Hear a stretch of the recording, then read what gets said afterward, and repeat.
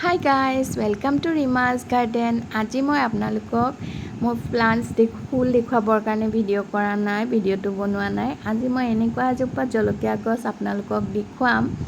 একেবাৰে এইজোপা চাওকচোন, টিকলু জলকীয়া গছজোপা, ভোট জলকীয়াৰ গছ।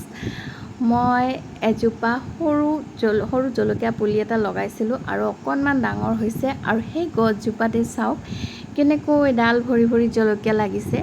আৰু ইয়াৰ সিক্ৰেটটো মই নিজেও নাজানিছিলোঁ যে সেই সয়েল মিক্সটোত যে এনেকৈ জলকীয়াজোপা লাগিব, কাৰণ মই এটা ফ্ৰুটছ বাস্কেটত লগাইছোঁ এই জলকীয়াজোপা। আৰু এই জলকীয়াজোপাত চাওকচোন কেনেকৈ লাগিছে জলকীয়া, মানে প্ৰতিটো ডালতে ভৰ্তি হৈ পেলাই লাগিছে। আচলতে এইজোপা যেতিয়া মই লগাইছিলোঁ ফ্ৰুটছ বাস্কেটটোত সয়েল মিক্সটোত বনাবৰ কাৰণে মোৰ গোবৰো নাছিলে, কেঁচু সাৰো নাছিলে, একো সাৰেই নাছিলে। সেইটো সময়ত মোৰ শেষ হৈছিলে। তো মই কি কৰিছিলোঁ, মোৰ এজোপা মধুৰিআম গছ আছে, মধুৰিআম গছজোপাৰ পাতখিনি তলত পৰি থাকে নহয়, তাতে মানে শুকাই থাকে। মই সেইখিনি গুড়ি কৰি লৈছিলোঁ আৰু সেইখিনি গুড়ি কৰি লৈ মই বালি, মাটি আৰু সেই পাতৰ গুড়িখিনি লগ কৰি পেলাই সয়েল মিক্সটো ৰেডি কৰিছিলোঁ আৰু তেনেকৈ লগাই থৈছিলোঁ।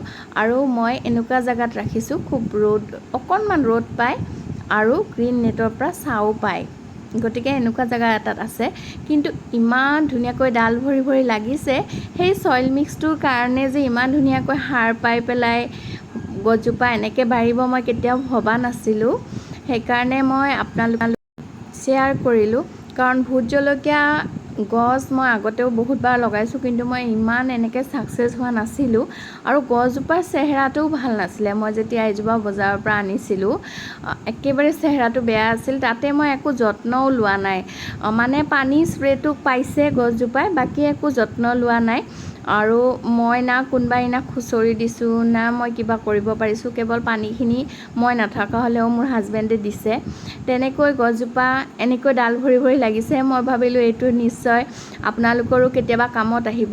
এনেও পাত পচা দি প্লান্টছ লগাই জনাসকলে জানেই, কিন্তু মই এইজোপাত এনেকুৱা এটা ফল পালোঁ য'ত নেকি মই একো সাৰ ইউজ কৰা নাই, কিন্তু ইমান ধুনীয়াকৈ ডাল ভৰি ভৰি জলকীয়া লাগিছে।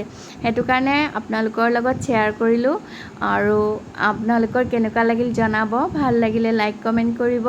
এটা জলকীয়া পকিছেও, গোটেইকেইটা পকিলে মোৰ ভাল লাগিব, আচাৰ বনাব পাৰিম, কাৰণ জলকীয়া সদায় তেনেকৈ খোৱা হোৱা নাই আৰু এতিয়া ভালকৈ পুৰঠো হোৱা নাই।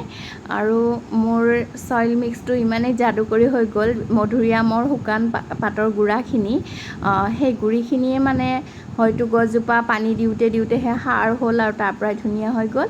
তো গাইজ আজিলৈ ইমানতে, বাই বাই।